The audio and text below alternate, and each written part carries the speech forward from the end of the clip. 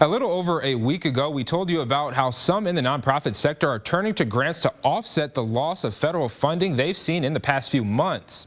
Today, KGUN 9's Midtown reporter Alex Dowd spoke to the nonprofit in her neighborhood who says that's now affecting their ability to get grants they used to rely on. The team at the Hermitage Cat Sanctuary have a lot of little mouths to feed. Over 400 to be exact. Executive Director Amber Nix says this year it's gotten harder to do that. The whole landscape of grants just changed.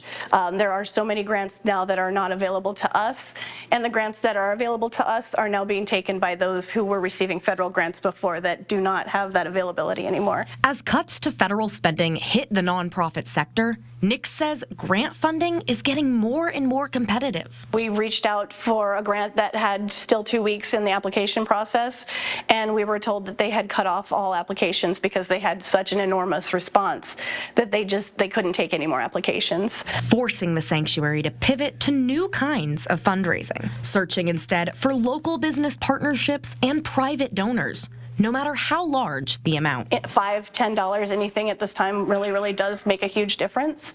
I think that a lot of nonprofits are just trying to work with those smaller donors. All to prevent what she calls a worst case scenario. We have about 11 months worth of operating funds in the bank. If we received nothing after that, we would have to find homes for 300 cats. And it's not just about staying afloat. We want to grow, we want to expand our reach, and we want to save as many cats as possible. So those cats will have a safe place to stay for all 9 of their lives. In Midtown, Alex Dowd. Hi. Oh. KGUN 9. That was not kind.